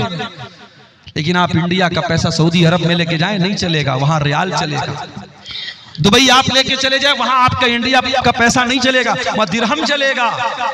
कुवैत में आप चले जाएं, वहां दीनार चलेगा। अमेरिका में चले जाएं, वहां डॉलर चलेगा। ब्रिटेन में आप चले जाएं, वहां पाउंड चलेगा। आप दुनिया के मुख्तलिफ मुल्कों में चले जाएं, वहां उनकी करेंसी चलती है। मेरे प्यारे साथियों, आखिरत में जब मरने के बाद हम अल्लाह के यहाँ जाएंगे तो वहां दुनिया का माल और दुनिया की दौलत और दुनिया की करेंसी नहीं चलेगी, वहां करेंसी चेंज हो जाएगी। अगर दुनिया में हमने किसी का माल हड़पा है, किसी की जमीन हड़पी है, किसी बहन बेटी के साथ हमने ज्यादती की है और उसका हक मारा है, तो कयामत के दिन हमें अपनी नेकियों से हाथ धोना पड़ेगा। कोई हमारी नमाज लेके चला जाएगा, कोई रोजा लेके चला जाएगा, कोई तरावी लेके चला जाएगा, कोई हज लेके चला जाएगा, कोई उम्रा लेके चला जाएगा, और उसके बाद भी अगर हकदार खड़े होंगे, अल्लाह के नबी फरमाते हैं सुम्मा उखिज़ मिन सय्यिआतिहिम, फिर उनके गुनाहों को लेकर के हमारे नामे आमाल में डाला जाएगा।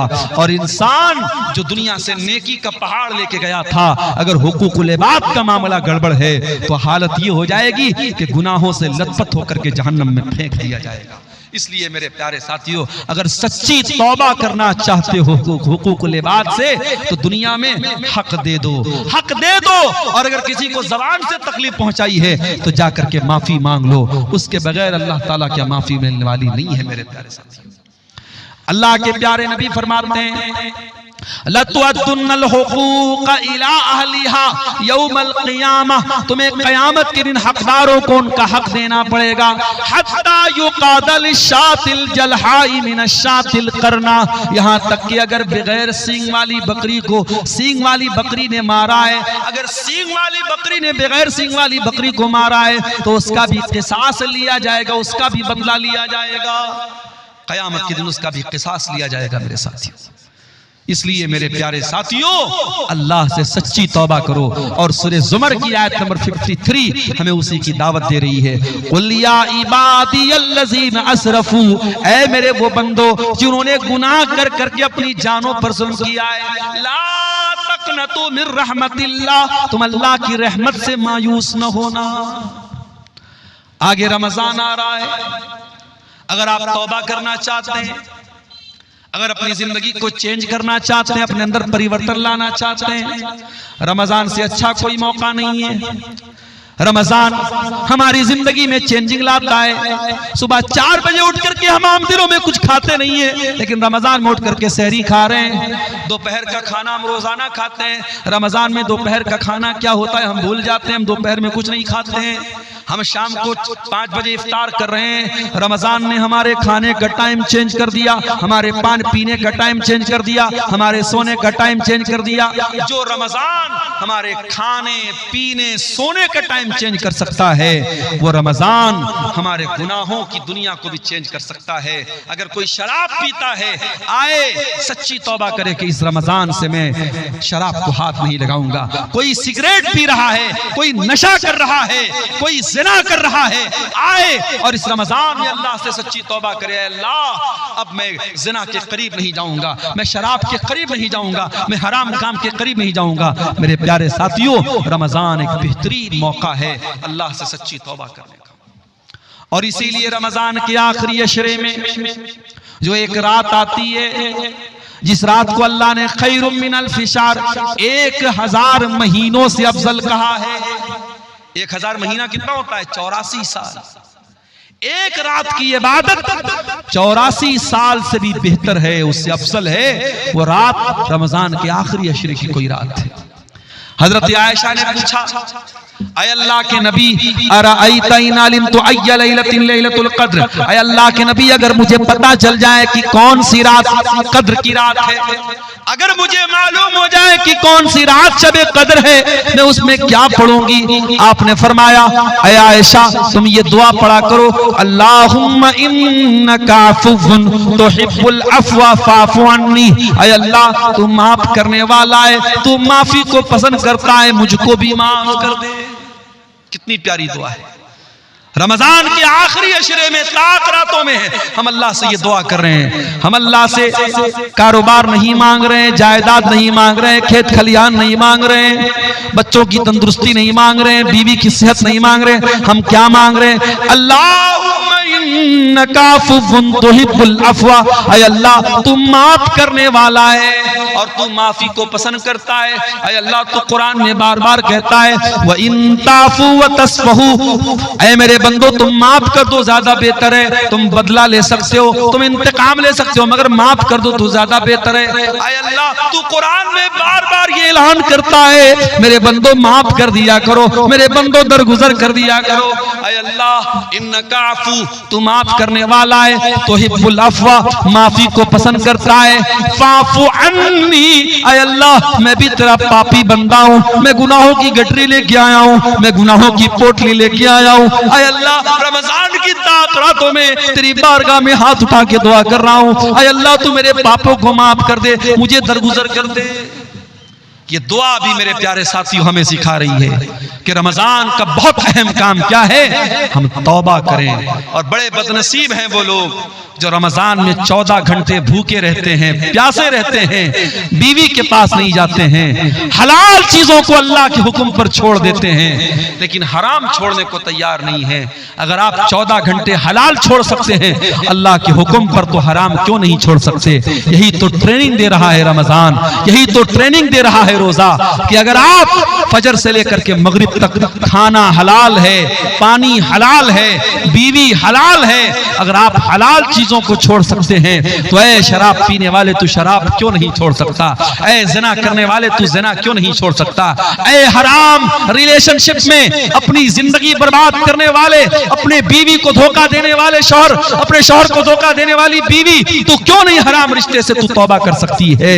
अगर तू अल्लाह के हुक्म पर हलाल को छोड़ सकती है तो हराम को क्यों नहीं छोड़ सकती है? कभी आपने गौर किया है मेरे साथ? हम जब रमजान में रोजा रखते हैं, गर्मी का मौसम होता है, अभी तो फरवरी में रमजान शुरू हो रहा है, हमने तो अप्रैल और मई में भी रमजान देखा है, सख्त गर्मी में भी हमने रमजान का रोजा रखा है। जब गर्मी में रोजा आता है हम क्या करते हैं? सुबह फजर के टाइम हमने सहरी की है, जोहर का टाइम आया, हम मस्जिद में आए, वजू बनाने के लिए हमने पानी मुंह में डाला, कुल्ली के लिए पानी मुंह में डाला, हमने हलक बिल्कुल सूख के कांटा बना है, पानी मुंह में गया है, पानी के 2-4 कतरे अगर हलक के नीचे डाल ले, कौन देखने वाला है? कोई कैमरा तो नहीं लगा है यहाँ पे, हमारे बगल वाले को भी नहीं मालूम होगा कि हम कुल्ली करने के लिए मुंह में पानी डाल रहे, पानी अंदर जा रहा है, उसको भी नहीं पता चलेगा। लेकिन गौर कीजिए वो कौन सी ताकत है मेरे साथियों, पानी मुंह में जा रहा है मगर बाहर आ रहा है, हलक के नीचे आप उतरने नहीं देते हैं। इसी का नाम तकवा है और रमजान यही तकवा हमें सिखाता है। या अय्युहल्लज़ीना आमनू कुतिबा अलैकुमुस्सियामु कमा कुतिबा अलल्लज़ीना मिन क़ब्लिकुम लअल्लकुम तत्तक़ून, ऐ ईमान वालो ये रमजान तुम्हें तकवा सिखाने के लिए दिया गया है, ये रोजा तुम्हें तकवा सिखा रहा है, ये तकवा की ट्रेनिंग दे रहा है मेरे साथियों। असर का टाइम हो गया, भूख और प्यास के मारे आपका बुरा हाल है, आप अपने कमरे में आते हैं, कमरे में फ्रिज रखा हुआ है, फ्रिज में केला भी है, अनार भी है, अमरूद भी है, सेब भी है, शहद भी रखा हुआ है, तरह तरह की चीजें रखी हुई है। आप अगर कमरा बंद करके 2-4 केले खा ले, कौन पूछने वाला है? 2-4 सेब खा ले, कौन पूछने वाला है? 2-4 चीजें खा ले, कौन पूछने वाला है? ठंडा ठंडा पानी पी ले, कौन पूछने वाला है? लेकिन यही तकवा होता है मेरे प्यारे साथियों। हम उस गर्मी के मौसम में असर के टाइम भी मस्जिद घर में बैठे हैं, लेकिन हम खाने पीने की चीजों को मुंह में नहीं डालते हैं। मेरे अजीजों, मेरे भाइयों, मेरे बुजुर्गों, अगर रमजान हमें ये तकवा सिखाता है तो रमजान हमें तौबा भी सिखाता है। हम अल्लाह से सच्ची तौबा करें। जो नमाज नहीं पढ़ते हैं आए और तौबा करें और इरादा करें कि इस रमजान से 5 टाइम की नमाज की पाबंदी शुरू करेंगे। और ऐसी वैसी पाबंदी नहीं, नमाज से ऐसी पाबंदी नमाज की होनी चाहिए कि एक टाइम की भी नमाज छूटे तो ऐसा लगे कि हाँ जिंदगी में कुछ मिस हो गया, कुछ छूट गया। बगैर नमाज के सुकून न मिले, बगैर नमाज पढ़े नींद ना आए, ऐसा ताल्लुक मेरे प्यारे साथियों नमाज से हमारा हो जाए। और कोशिश ये कीजिए कि रमजान में 5 टाइम की नमाज जमात से पढ़िए, बिला मजबूरी की आप जमात मत छोड़िए। और अजान की आवाज सुनते ही सारा काम बंद, सारी चीजों को पेंडिंग में डाल दीजिए, पहले मस्जिद में आइए और कोशिश कीजिए कि हर नमाज में आप वक्त के पहले मस्जिद में पहुंच जाएं, ताकि जब इमाम अल्लाहु अकबर कह करके नमाज शुरू करे, जब पहली तकबीर हो तो आप पहली तकबीर में शामिल हो जाएं। अल्लाह के प्यारे नबी फरमाते हैं लौ यअलमुन नास मा फी निदाई वस्सफ़िल अव्वल, अगर लोगों को पता चल जाए कि इकामत में शामिल होने का क्या सवाब है और पहली सफ में शामिल होने का क्या सवाब है, तो लोगों को अगर पर्ची डाल के आना पड़े और कुरान अंदाजी करके आना पड़े तो पर्ची डाल करके आएंगे, मगर पहली सफ में जगह पाएंगे।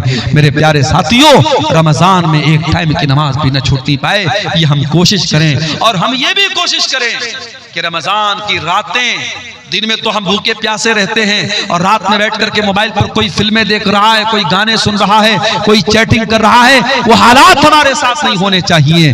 रमजान की रातों को भी हम बचा करके रखें। और खास तौर से जब रमजान का आखिरी अशरा आ जाए, जिसमें ताक रातों में हमें शब कद्र को तलाश करने का हुक्म है, आखिरी अशरे के बारे में हजरत आयशा कहती हैं जब रमजान का आखिरी अशरा आता था, अल्लाह के नबी पूरी पूरी रात जागते थे, अपने घर वालों को जगाते थे और कमर कस लेते थे।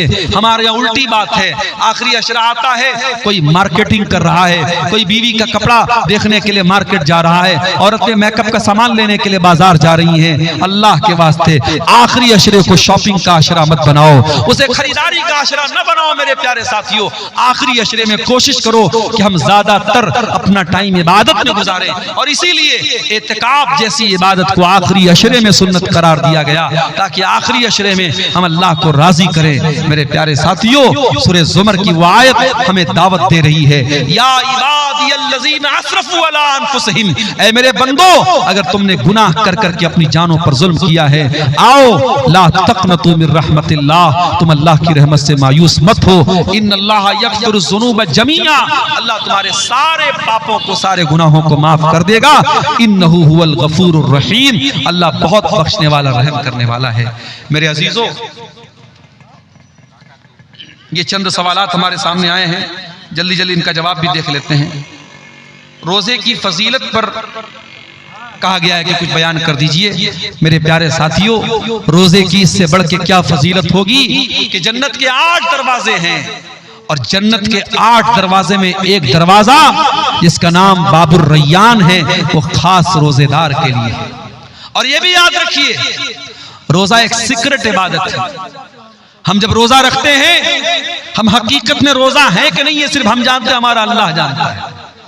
हम चाहे तो रोजा हम ना रखें और बिल्कुल होंठ हमारा सूखा रहे, चेहरा बिल्कुल उतरा रहे और लोगों को देख के लगे कि ये बहुत बड़ा रोजेदार है, तो रोजा मेरे और अल्लाह के बीच का मामला है।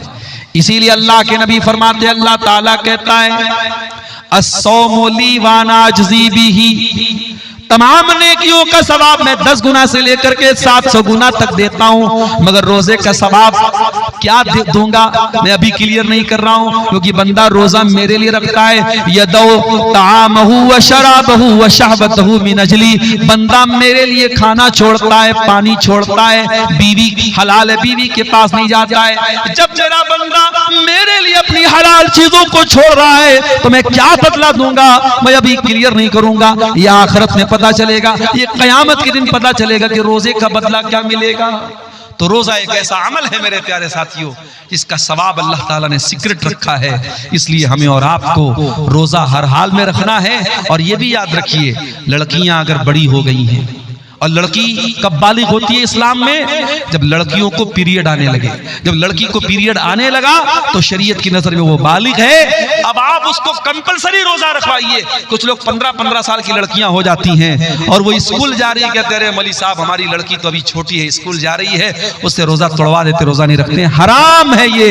अगर आपकी बेटी को अगर वो शरीयत की नजर में बालिग हो चुकी है, वो स्कूल जा रही है, कॉलेज जा रही है, कुछ भी, ये अल्लाह ताला के बहाना नहीं चलेगा, उसको रोजा रखना पड़ेगा। मेरे साथियों, रोजा माफ नहीं होगा। हाँ, अगर औरत पीरियड में है तो वो रोजा वो नहीं रखेगी, बाद में पूरा करेगी। अगर पैदाइश के बाद जो औरत को खून आता है, अगर वो आ रहा है तो वो रोजा नहीं रखेगी, बाद में रखेगी। औरत अगर प्रेग्नेंट है और रोजा रखने से बच्चे को नुकसान है तो वो रोजा नहीं रखेगी, उस रोजे की बाद में वो कज़ा करेगी। अगर बच्चे को दूध पिला रही है औरत और अगर उस हालत में वो बच्चे को दूध पिला रही है, अगर उस हालत में रोजा रखेगी तो उसकी सेहत को नुकसान हो रहा है तो वो उस रोजे की कज़ा बाद में करेगी। लेकिन बाकी आप बिला किसी उज्र के, मजबूरी के अगर आप रोजा छोड़ते हैं तो ये जायज नहीं है। कुतिबा अलैकुमुस सियाम, अल्लाह ने रोजे को फर्ज करार दिया है। उसके बाद एक सवाल ये आया है, गैर मुस्लिम से चंदा लेना कैसा है? ये जानने के बावजूद कि वो सूद ब्याज का काम करता है। देखिए, अगर गैर मुस्लिम सूद और ब्याज का काम करता है और वही उसका ज्यादातर धंधा उसी चीज का है, उसका बड़ा कारोबार वही है, तो ऐसे गैर मुस्लिम से आपको चंदा नहीं लेना चाहिए, ना मस्जिद में ना मदरसे में। और साफ बोल दीजिए कि भाई देखिए हमारे यहाँ सूद और ब्याज हराम है और आपका कारोबार सूद और ब्याज का है, हम आपसे चंदा नहीं ले सकते। वो नाराज हो जाए मगर उसे चंदा मत लीजिए। लेकिन अगर कोई गैर मुस्लिम ऐसा है जो ज्यादातर कारोबार उसका तो जायज चीजों का है, लेकिन चूंकि वो गैर मुस्लिम है, वो इस्लाम को तो नहीं मानता है और कुछ चीजों का वो हराम का भी कारोबार करता है, लेकिन मेजर हिस्सा, बड़ा हिस्सा उसके कारोबार का हलाल है, तो उसका चंदा आप ले सकते हैं। मस्जिद में भी ले सकते हैं, मदरसे में भी ले सकते हैं। क्यों ले सकते हैं? अल्लाह के नबी के दौर में जो खाने काबा था, उस खाने काबा को मुशरिकीन ने अपने पैसे से बनाया था और मुशरिकीन ने हलाल पैसे से बनाया था। उन्होंने तय किया था हम हराम पैसा नहीं लगाएंगे। तो जब अल्लाह के नबी ने खाने काबा को फतह किया तो अगर उनके चंदे और उनके पैसे से बना हुआ काबा सही न होता तो अल्लाह के नबी उस इमारत को तोड़वा देते, मगर आपने उसको बरकरार रखा। और नबी के दौर में गैर मुस्लिमों से जो अल्लाह के नबी के जो ताल्लुकात थे, उसमें भी कहीं हमको ये चीज़ नहीं मिलती है कि आपने उनके साथ खाने पीने को मना किया हो या उनसे लेन देन को मना किया हो या उनके तोहफे तहफ़ को लेने से मना किया हो आपने। हाँ, जहाँ मजहबी मामला आ जाएगा, उनके किसी मजहबी त्यौहार में हम शामिल नहीं होंगे, किसी शिरकिया त्यौहार में शामिल नहीं होंगे, और किसी शिरकिया त्यौहार में मिलने वाला कोई सामान है उसमें हम शामिल नहीं होंगे। वल्लाहु आलम बिस्सवाब। नमाज के लिए इमामत का सबसे ज्यादा हकदार कौन है? अल्लाह के नबी की बड़ी साफ हदीस है, यउम्मुल कौम अक़रउहुम लिकिताबिल्लाह, कुरान को सबसे ज्यादा पढ़ने वाला। कुरान को सबसे ज्यादा कौन पढ़ता है? जो हाफिज कुरान होता है। तो अगर कोई हाफिज कुरान है वो इमामत का सबसे ज्यादा हकदार है। लेकिन यहाँ ये बात याद रखिए कि बाज़ हमारे यहाँ ऐसे हाफिज कुरान होते हैं जो हाफिज कुरान तो हैं मगर नमाजी नहीं है, कि दड़ी मुंडे हैं, तो ऐसे लोगों को इमामत नहीं दी जाएगी। अगर वो हाफिज है और साथ में दीनदार है, मुत्तकी है और नमाज के मसले मसाइल जानता है तो वो ज्यादा हकदार है। और उसके बाद सेकंड नंबर पे कौन है? अअलमुहुम बिस्सुन्नह, सुन्नत का जानकार। हाफिज कुरान के बाद दूसरे नंबर पे सुन्नत का जानकार यानी आलिम दीन, वो ज्यादा हकदार है। अगर आलिम दीन भी बहुत सारे लोग हैं तो अल्लाह के नबी ने फरमाया कि उनमें फिर सबसे ज्यादा जो उम्रदार, जो सबसे ज्यादा बाउमर है, मुअम्मर है, मालिय 3-4 उलमा है, तो जो उसमें सीनियर है उसको इमामत के लिए आगे बढ़ाया जाएगा। तो ये पूरी तरतीब हदीसों में बयान की गई। एक कब्र को दूसरी जगह ट्रांसफर करने का सही तरीका क्या है? देखिए, एक कब्र को दूसरी जगह ट्रांसफर करने का सही तरीका यही है कि जहां पे कब्र है, अगर हमको कन्फर्म मालूम है कि यहाँ पे कब्र है, तो उस कब्र में जो भी मुर्दे के बकियात हैं, उसकी हड्डियां वगैरह हैं, उनको एहतियात के साथ और एहतराम के साथ उनको वहां से उठा करके दूसरी जगह मुंतकिल किया जाएगा। अब उसमें कोई इस तरीके का जिक्र नहीं है हदीसों में कि हम बाकायदा अलग से कफन ला करके कफन में रखेंगे। आप नॉर्मली भी उसको उठा करके दूसरी जगह दफन कर सकते हैं, लेकिन हाँ, किसी हड्डी वगैरह को तोड़ने की इजाजत नहीं है। उस कब्र में जो भी लाश के बकियात हैं उनकी बेहुरमती और तौहीन करने की इजाजत नहीं है। और बहुत इमरजेंसी केस में ही एक कब्र को दूसरी जगह मुंतकिल किया जाएगा, बिला वजह ऐसा करना ठीक नहीं है। वल्लाहु आलम बिस्सवाब। तो ये चंद सवालात थे। अल्लाह ताला से दुआ है रब्बुल आलमीन हम सबको नेक अमल, अच्छी समझ की तौफीक अता फरमाए। इलाही आलमीन हमें सच्ची तौबा की तौफीक दे। आने वाले रमज़ान को हमारी ज़िंदगी का बेहतरीन रमज़ान बना दे। हाँ। अच्छा अच्छा, माशाअल्लाह माशाअल्लाह। जयपुर के कुछ हमारे नौजवान साथी जो यही के वो लोग जयपुर में जाके रहते हैं, माशाअल्लाह। अच्छा, रूस वाले हैं। अच्छा, ये रूस से आया है। अच्छा अच्छा, यहाँ के कुछ नौजवान रूस में काम करते हैं माशाअल्लाह। उन्होंने तकरीबन 37,000 रुपये ऑनलाइन भेजे हैं इस मदरसे के लिए, मरियम लिल बनात के लिए। रब्बुल आलमीन उन तमाम नौजवानों को जो वहाँ काम कर रहे हैं, अल्लाह उनकी हिफाजत फरमाए, अल्लाह उनकी इस नेकी को कबूल फरमाए, अल्लाह उनके इस सदक़ात व खैरात को दुनिया और आखिरत में उनकी नजात का जरिया बनाए। और जिन भाइयों ने भी आज इस मदरसे के लिए ताउन किया है, रब्बुल आलमीन उनके ताउन हाँ कबूल फरमाए। जाते जाते आप तमाम हज़रात से गुजारिश है कि आप हज़रात अगर